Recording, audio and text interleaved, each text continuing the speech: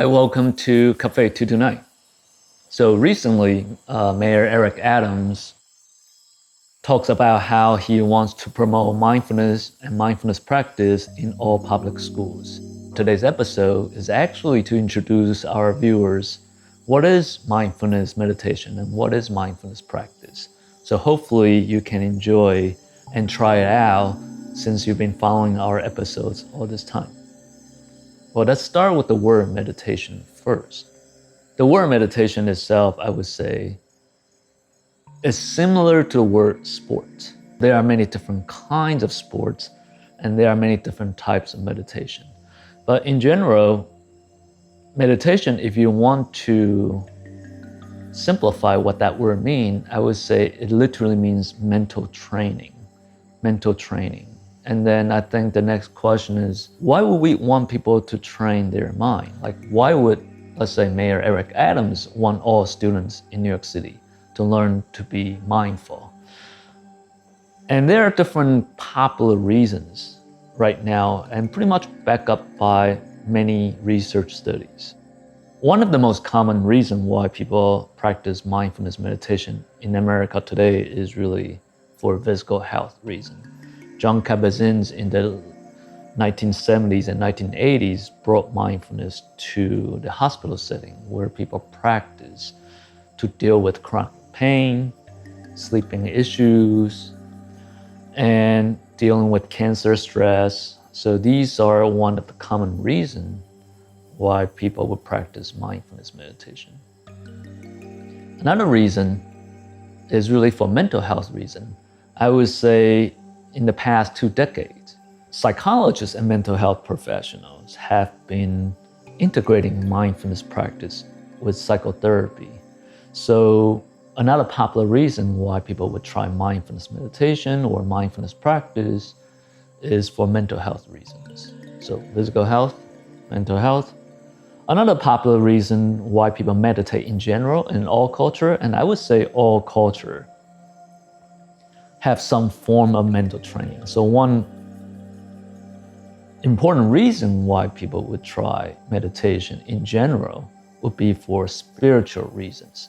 And I would say spirituality to me would means make ourselves smaller and become more aware or connected to the larger universe, or to develop a meta-awareness to be more interconnected with other people. That would be another important reason. So physical health, mental health, spirituality, and traditional mindfulness training has its own purpose as well. Traditionally, from the historical point of view, the reason why people practice mindfulness training is to be free.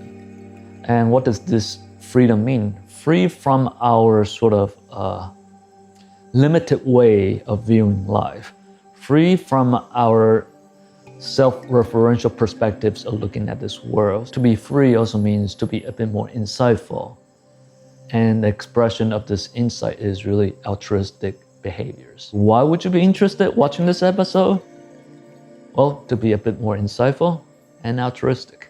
So I would say that's the main purpose of mindfulness practice. Now, some of our viewers may have some meditative practice in the past. That's great. But for now, I guess for this episode at least, sort of temporarily forget what you have learned in the past for a second, because like what I said, meditation is like the word sports. So if you have been doing soccer and I'm teaching you basketball, there may be a lot of differences. So just be open-minded for the next 40 minutes or so. For this episode, the first part I will be focusing on for the theory of mindfulness. The second part is hands-on. We will try to do a guided meditation together so you get a feel on what is it like to meditate.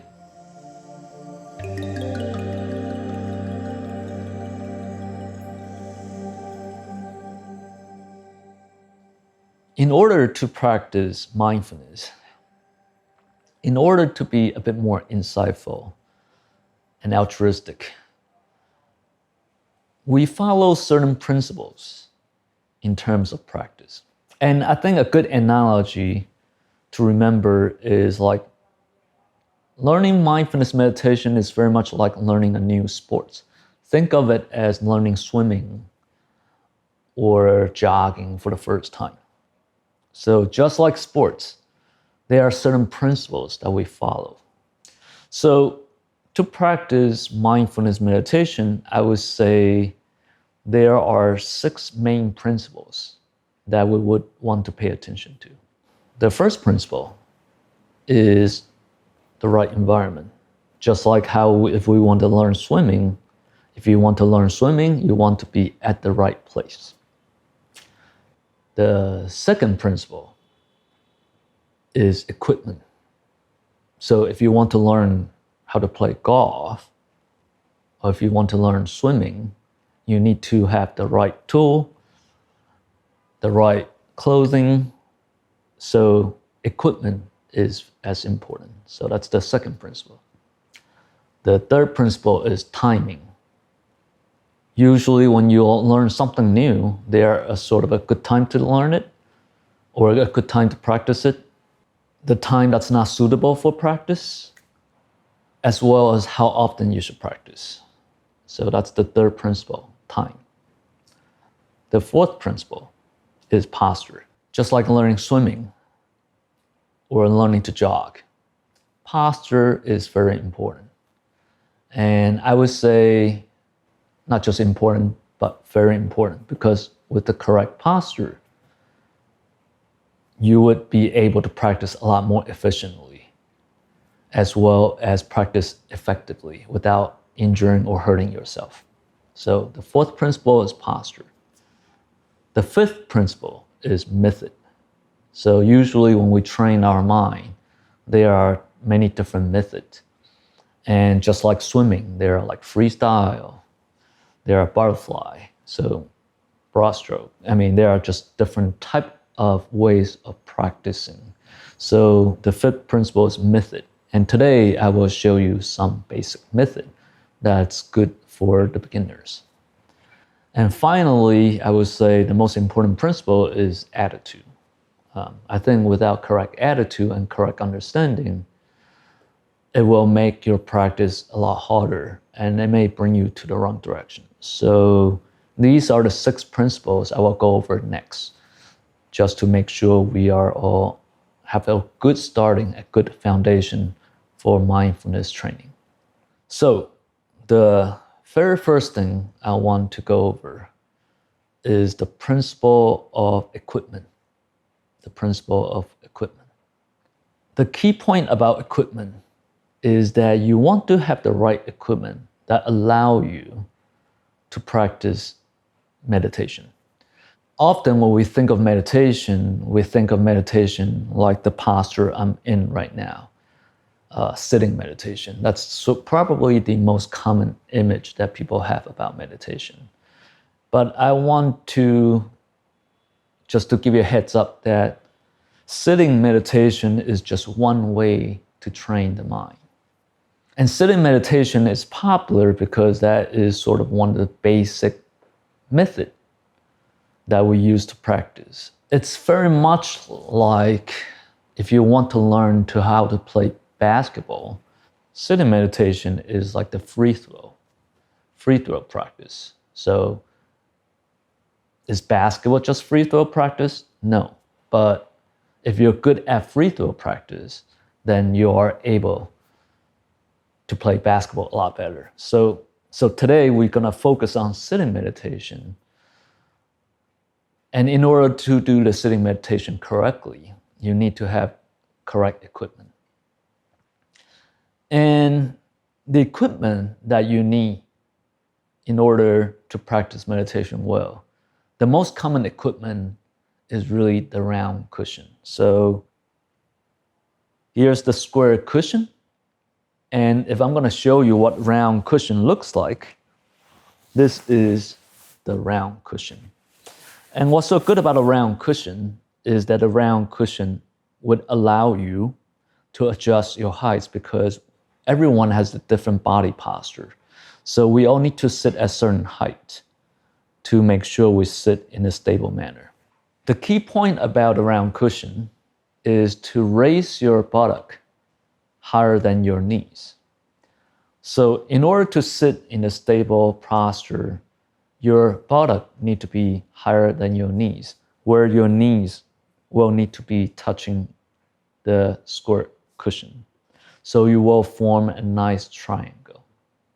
And the square cushion is also another equipment that you definitely need to have, because you don't want to sit on the floor directly. You need to have some buffer between you and the floor. Another item that you will need to have is the towel. The purpose of towels is that when we sit, we would open it up. And the idea is to cover your knees, because if we only sit for 5 minutes, this may not be as important. But if we want to be a practitioner, if we want to practice more regular basis, often when we are not moving, when we're sitting still, our knees are usually the first place where we lost body heat. So we want to cover it up.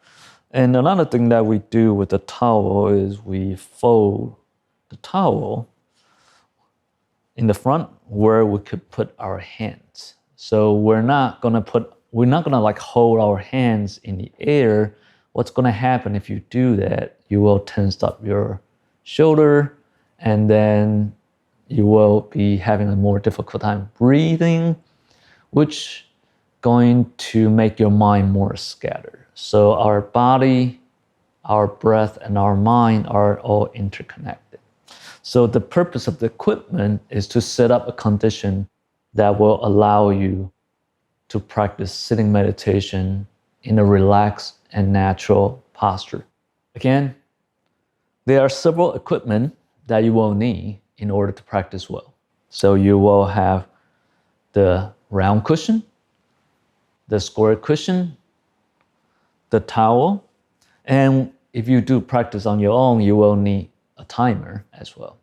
Now, normally when we meditate, we also would dress in clothings that are relaxed. So even when I wear pants like this, these are pants that's meant to do yoga and relaxation. So the idea is to dress correctly if you want to meditate. Just in case you're not used to sitting on a round cushion and square cushion, you could always use a bench. And make sure you sit in a way where your buttock is still a bit higher than your knees, but at the same time, you don't lean your back on the chair. You could sit upright. We're moving from the principle of equipment to now the principle of posture. So the principle of equipment and principle of posture are related, because the purpose of your equipment is to allow you to have good posture. So what is a good posture? A good posture is a posture where you are able to sit for a long period of time, yet relaxed and stable. Now, a good posture also means you sit with a sense of dignity. You sit with a sense of dignity. Now, some of you may ask, why are we sitting? Why sitting meditation or sitting posture is a big deal? The key point about mental training is not so much about training to sit. We're not really sitting our body. What we're really learning to do is to sit our mind. So your posture will influence your mind, and how you sit will affect your mental state, and vice versa. If you have a strong and stable mental state, it will also allow you to sit in a posture that's stable and relaxed. Again, our body, our breath, and our mind are all interconnected in some way. So sitting meditation is sort of like the basketball free throw. So if you cannot do free throw good, you're probably not going to play the basketball too well.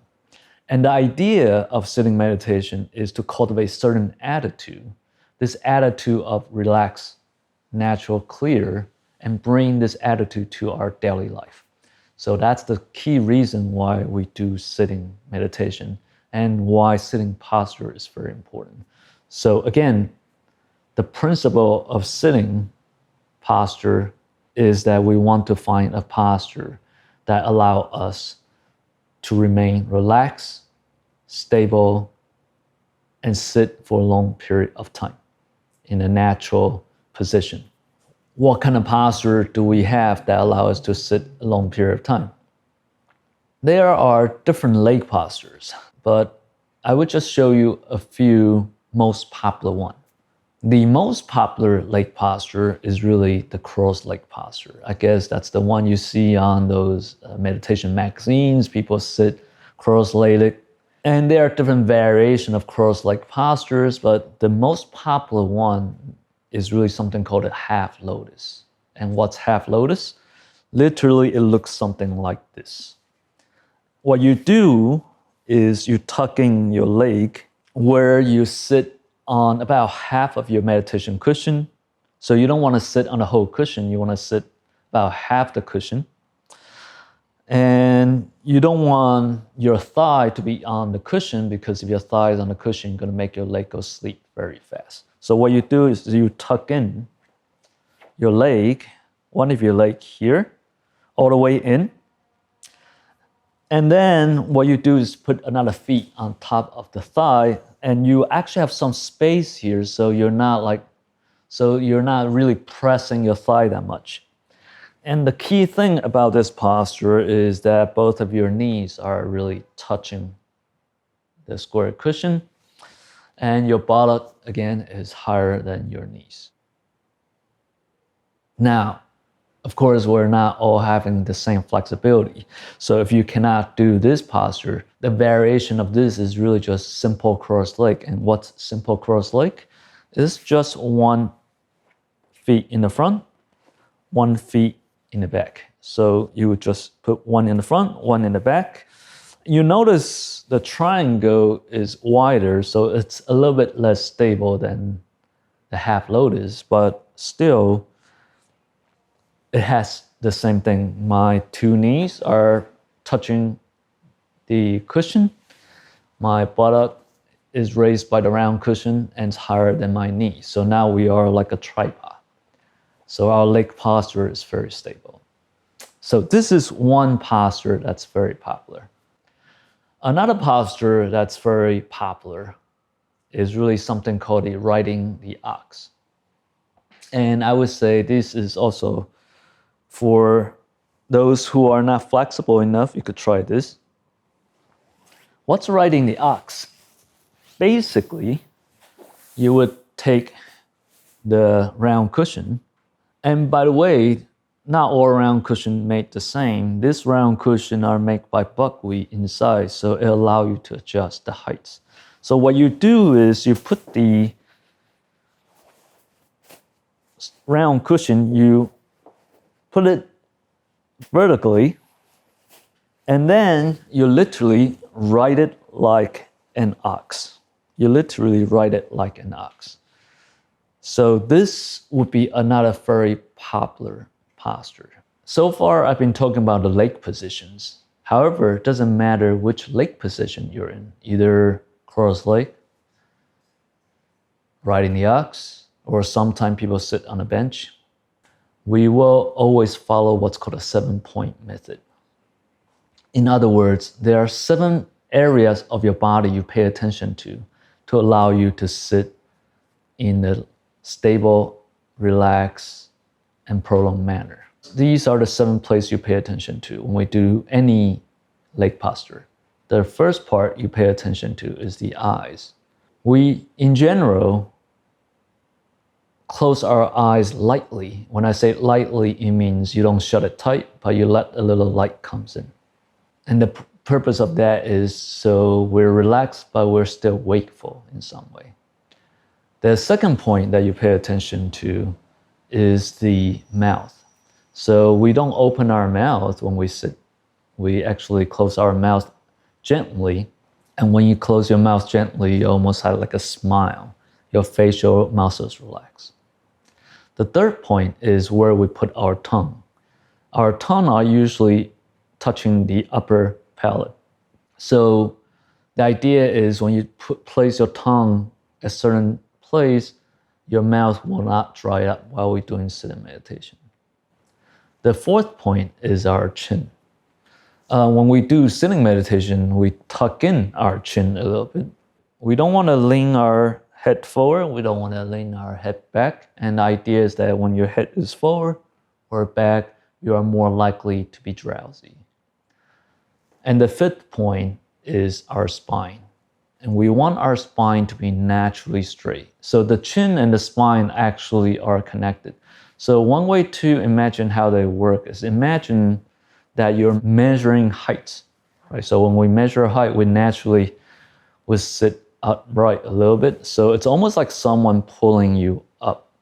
So you would just push your lower back a little bit, and then your body will be naturally upright. And the shoulders relax. So the eyes, the mouth, the tongue, the chin, the back. The sixth point is our hand posture. So when we have the towel here, what we do is we put our right hand down. We put our left hand on the top of the right hand. And we form a nice circle by putting two of our thumbs together very gently, as if a piece of paper can go in. And you would want to adjust the right height where you could feel like you put an egg between your armpit. And so you want to relax the shoulder. You want to put your hands at this posture. What this circle do, when you let your thumb touch lightly, this circle reminds you to be awake. Because when we are drowsy, what happens is our circle will collapse. So that's the 6th point of the 7-point method. And the last point is once we adjust our posture, we don't adjust our posture anymore. We sit like a mountain. We sit with a sense of dignity. We sit like a mountain, and the mind is on the method. The mind is on the method. So that is the concept of the 7-point method. So just to sum up the principle of posture, there are different leg posture you could try, the cross leg, the half lotus, or the riding the ox, but it doesn't matter which one you try, you always follow the 7-point method I just mentioned. So by doing so, you will be able to sit in a posture where that allow you to be relaxed, natural, and clear for a long period of time. Now, we are going to move to the next principle, which is the principle of method. The principle of method. Method is sort of like, think of like when we are learning swimming.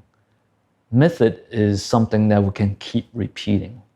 So if you think of meditation as a mental sport, so that means when we are doing meditation, we need to have a method to practice with our mind. There are many different methods out there. However, the key sort of principle of the method is this. The more complex the method, the easier to do. The simpler the method, the harder to do. So again, if you're using a method that's very complex, that's easier to do. If you're using a method that's very simple, that's actually harder to do. Why don't we just do the complex method since it's easier to do?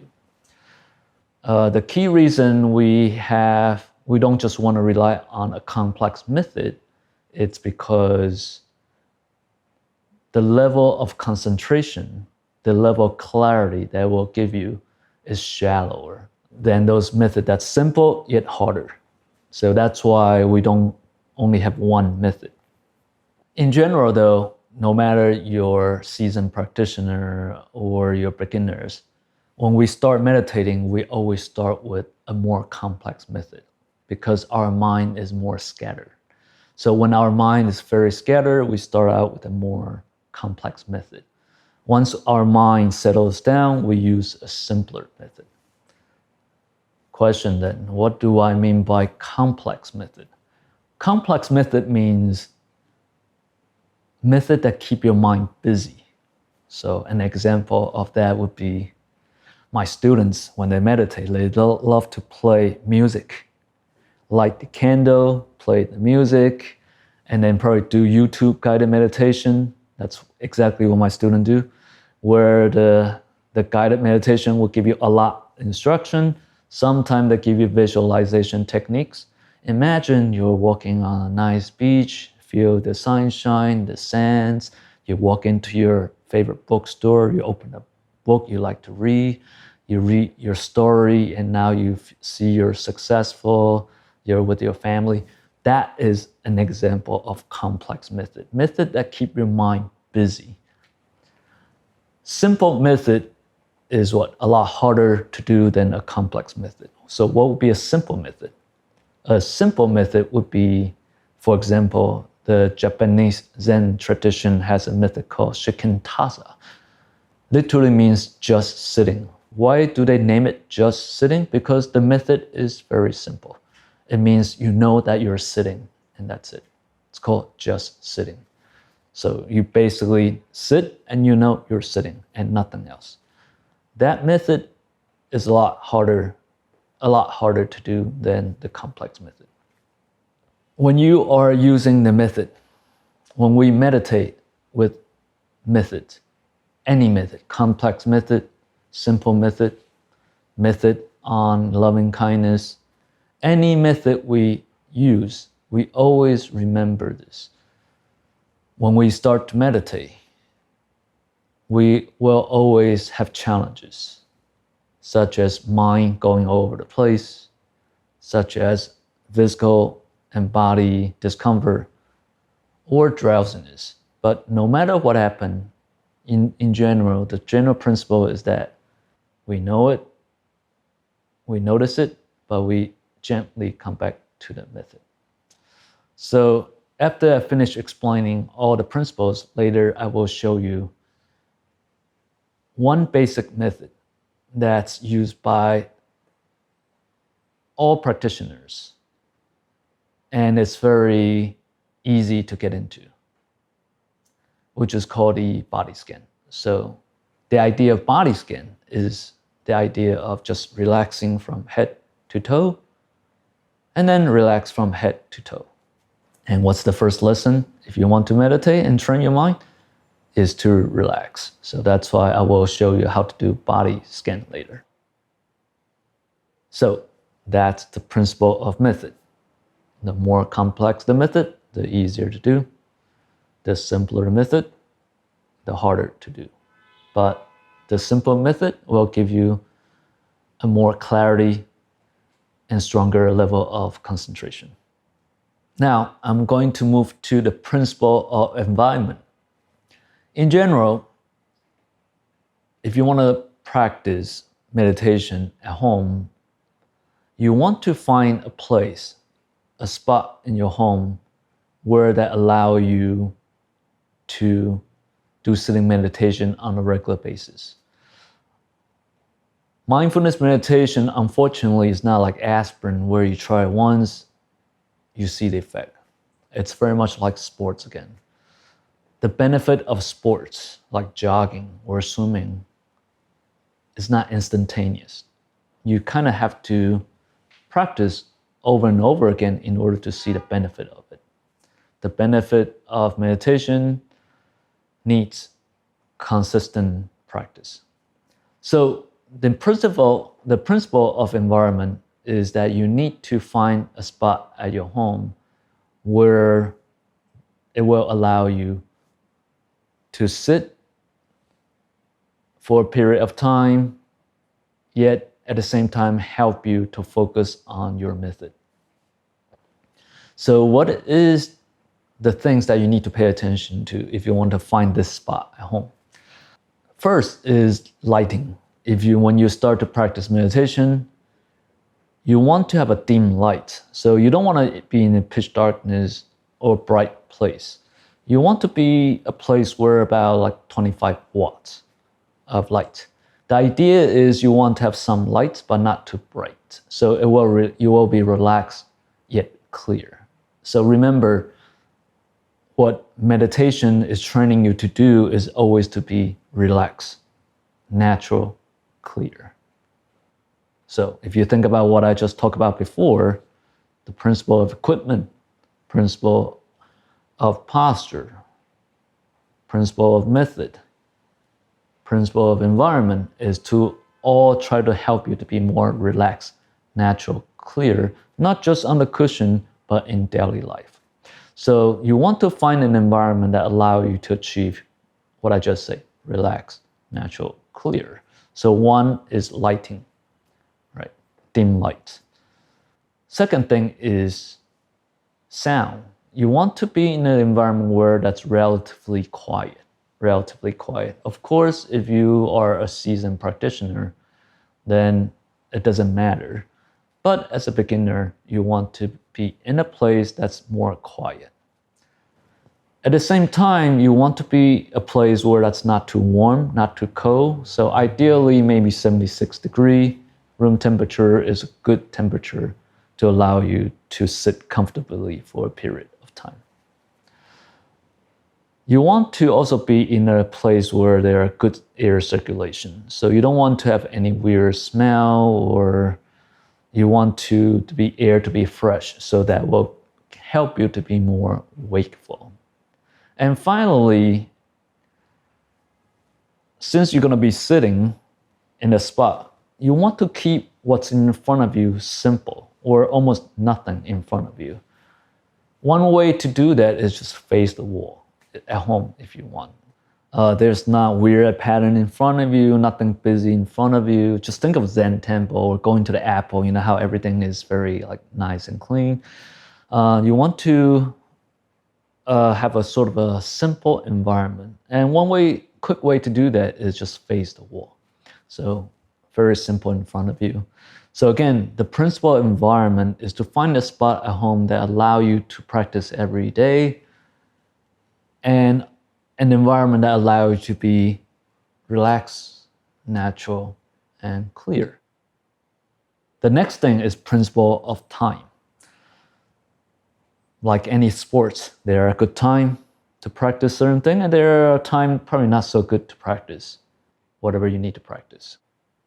So when do we practice? The best time to practice is when we are wakeful and relaxed. So I would say that would be wake up in the morning, brush your teeth, do some light exercise. That would be one of the best times to practice.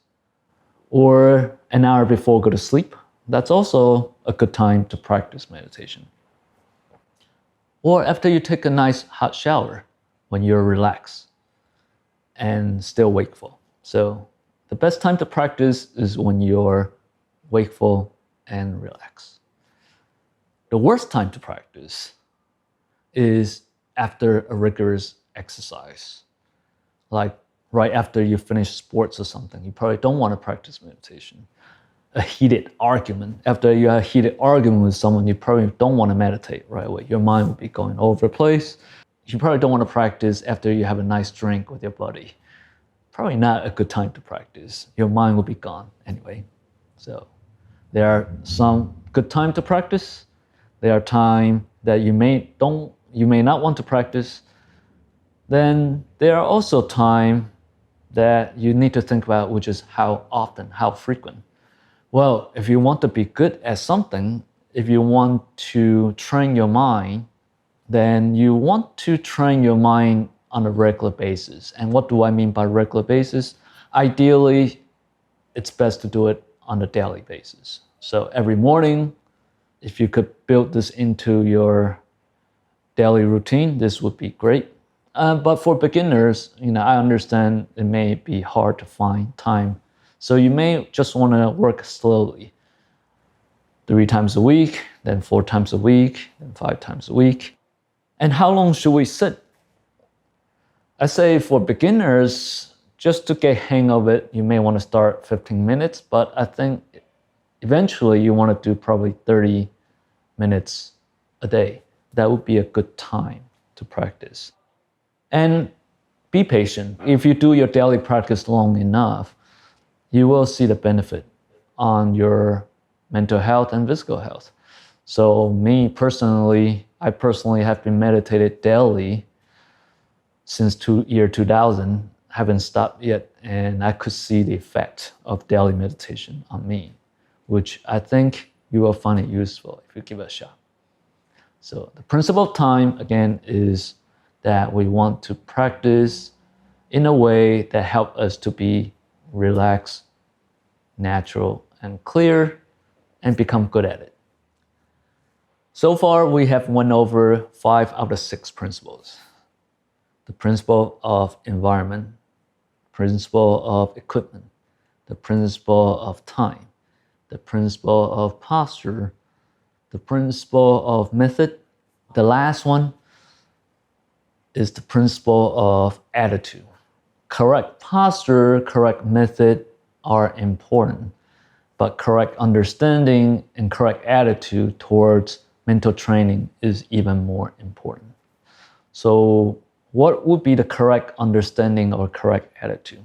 In order to train our mind to be relaxed, natural, and clear, one key attitude, I would say, is that we need to learn to be nonchalant when we are practicing meditation, when we are doing mental training.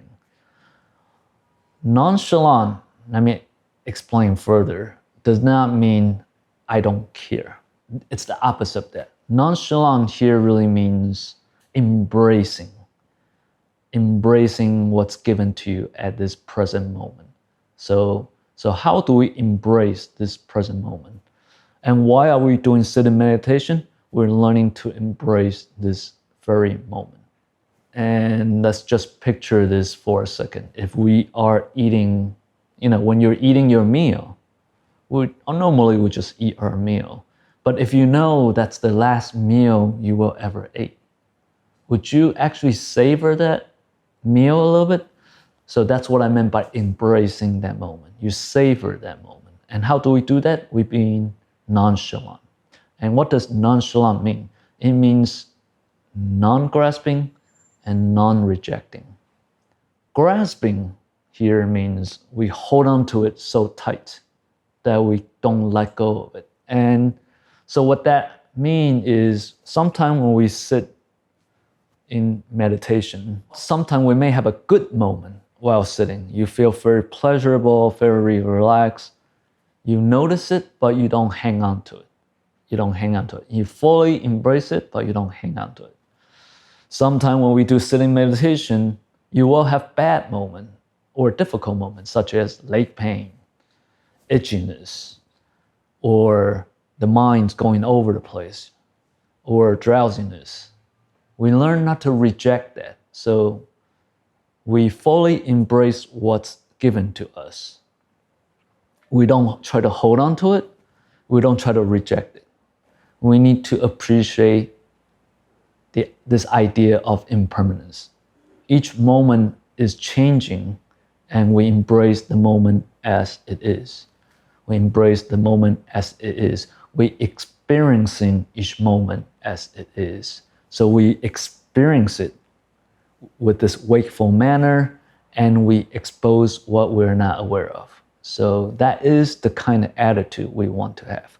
So the first thing I mentioned about principle of attitude is embrace the moment and being nonchalant, right? Which means non-grasping, non-rejecting. Now, the next question for you is, what does it mean to embrace this moment? What is this moment? What is the present moment? The present moments always keep changing. So how can we hold on to this present moment? The moment that you say, I'm in this moment, it already passed. And future has not arrived yet. So where is the present moment? Since the present moment is very abstract, so what we do is we let our method to substitute the present moment. So what is the present moment? The present moment is our method. What the method will help us to do is to help our mind and the body to be together. So what does it mean to be mindful? in plain English, to be mindful is to be in the present moment without conflict or opposition. And how do we do that? We let our method to be the present moment. We let our method to be the present moment. So what is the method? Well, when you are doing sitting meditation, you will have a method that we use to do sitting meditation. That is the present moment. Then question, how about daily life? How about when we're not doing the sitting meditation? Can we still use the method? Yes, we can still use the method. We should always have method at all times. So the principle of attitude, as what I just mentioned earlier, is what? Embrace this very moment with a nonchalant attitude. Nonchalant, again, means non-grasping, non-rejecting. And how do we know what is the present moment? We let our method to be the present moment. We let our method to be the present moment. When we are on the cushion, we have method on the cushion, such as body scan, following the breath, loving kindness, or just sitting. How about the method that we use when we are off the cushion in daily life? What is the method? The method in daily life is the task at hand. Is the task at hand. Whatever you're doing at this very moment, that is your method. So when you're drinking, drinking is your method. When you're walking, walking is your method.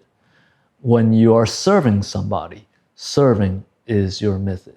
So meditation training is never meant just to be on the cushion. It's meant to be practiced 24/7 all the time. We are always try to keep our mind to be relaxed, natural, clear, so we can free ourselves from our fixated ways of viewing the world, open ourselves up to the service of others. That is the principle of attitude. So remember, non-grasping, non-rejecting, and focus on the task at hand. Wherever you go, there you are. Our mind and body are always together. We are in the present moment without conflict or opposition. These are the 6 principles that we need to remember when we do sitting meditation or even daily practice. Environment, equipment, time, posture, method, and attitude.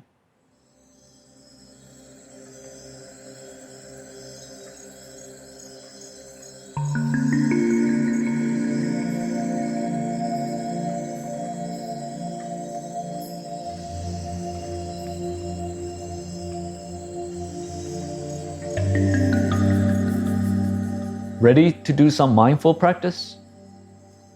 Now, find yourself a place where you could feel relaxed and stable for the next 15 minutes. And let's try some guided meditation together. What I will do is I will first help you to relax the body, relax the breath, and then we will use the main method today, which is following the breath.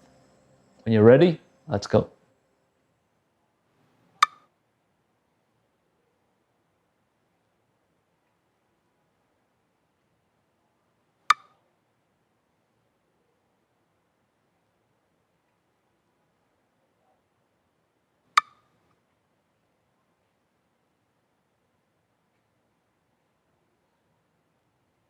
Let us sit in a comfortable yet stable posture. We sit like a mountain with a sense of dignity.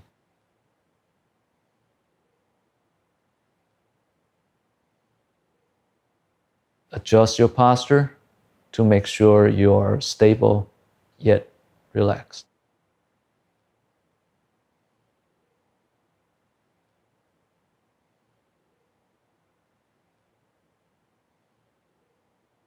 Now, bring your awareness to the top of your head. Relax the top of your head.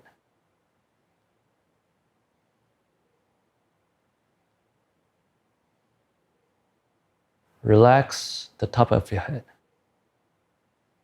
Relax your scalp as if it is nice and soft.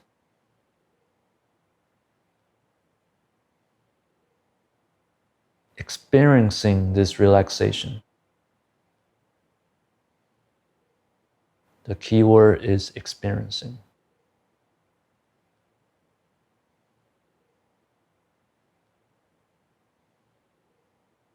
Relax your forehead.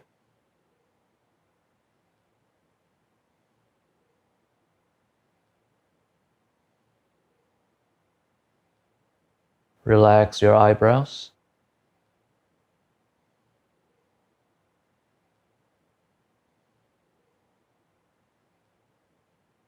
Relax your eyelid.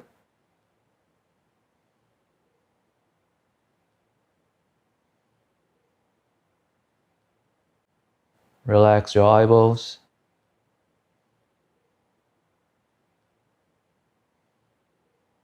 The muscles behind your eyeballs.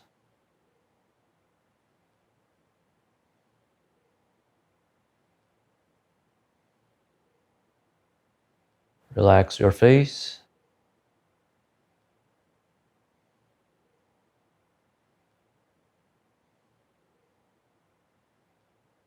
Relax your mouth.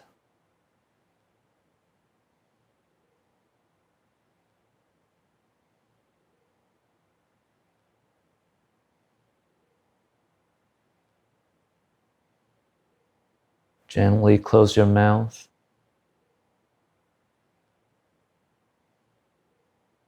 Make sure your tongue is touching the upper palate.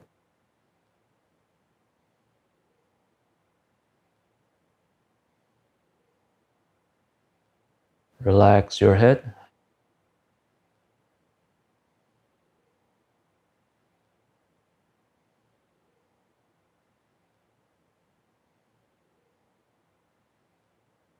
Relax your neck.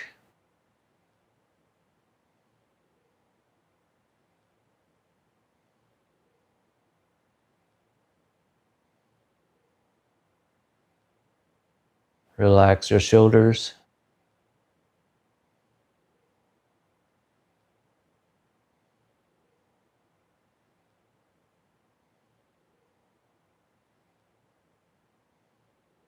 Relax your arms.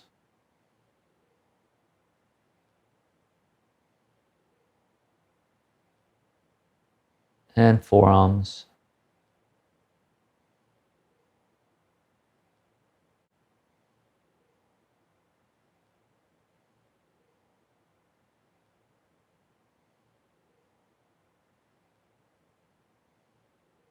Relax your hands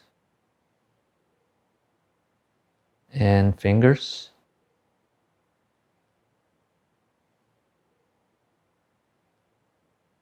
Experiencing the relaxation.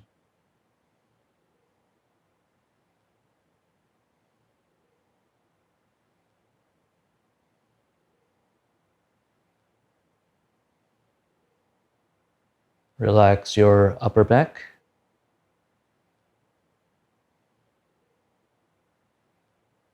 And lower back.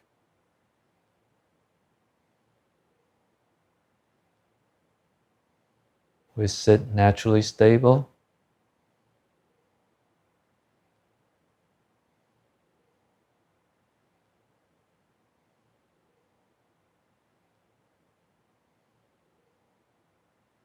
Relax your chest.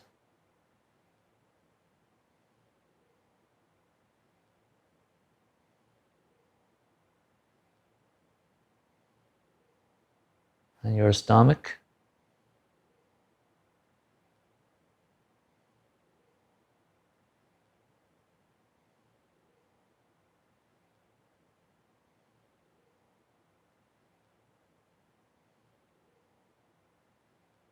Relax our waist.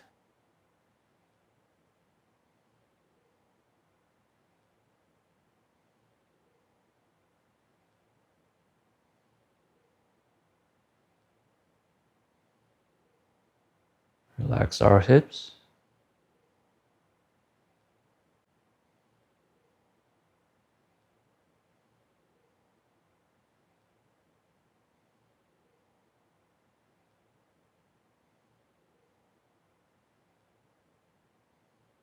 Relax our thighs.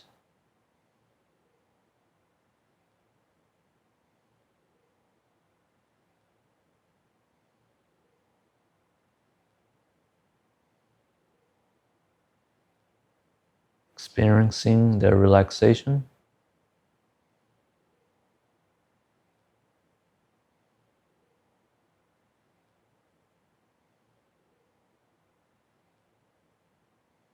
Relax our calves.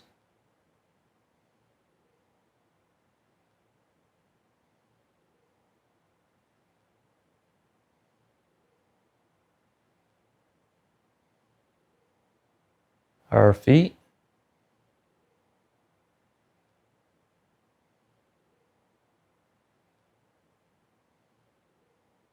And toes.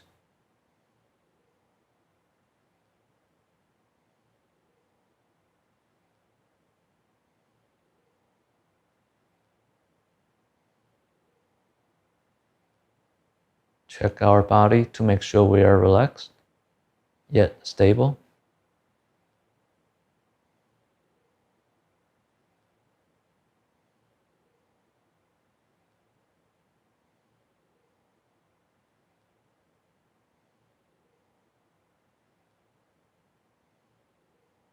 Make sure you are relaxed, especially the eyeballs, your shoulders, and your stomach.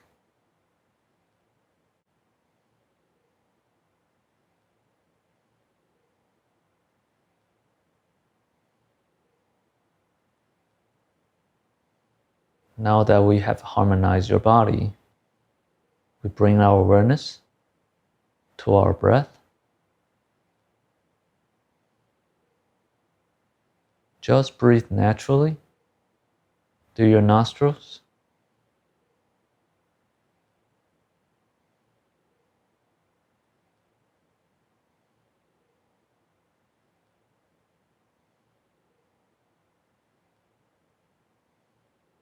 The awareness should be at the tip of your nose.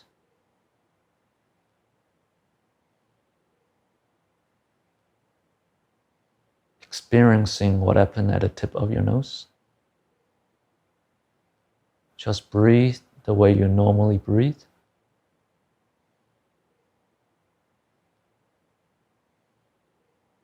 Enjoy your breath and appreciate your breath.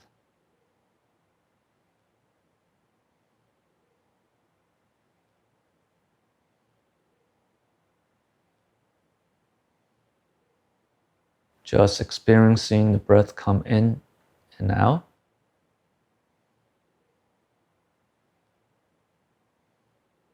This is our method. Just enjoy the breath.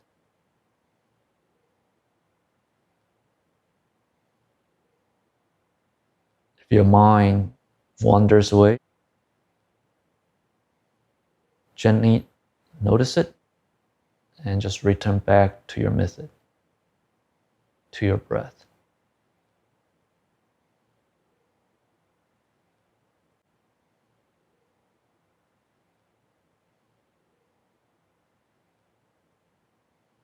If there's any distractions such as numbness, leg pain, those are normal. Just notice it and return to your method by following the breath.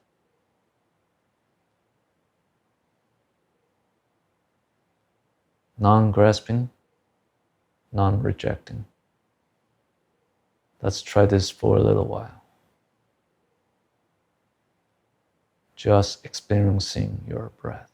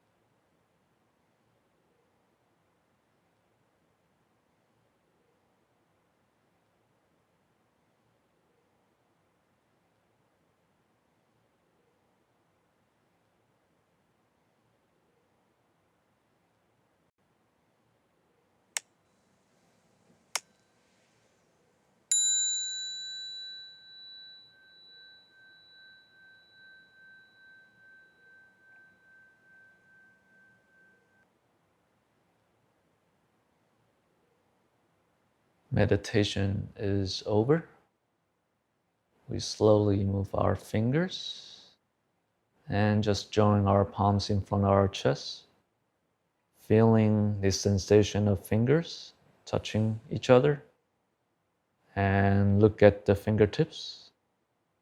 This will gather our mind together. Put our hands on our knees, and we just move our waist a little bit.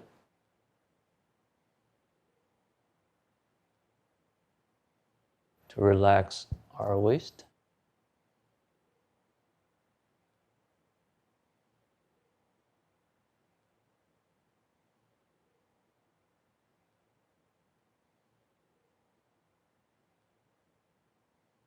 And you can lightly massage yourself from head to toe. Wherever you feel sore, just press them. And even when you're massaging yourself, you are still using the method because the massaging itself is the method. I hope you give this a shot, and hopefully you can try out more frequently and see what it can bring you. Very happy that you can join us. I see you soon.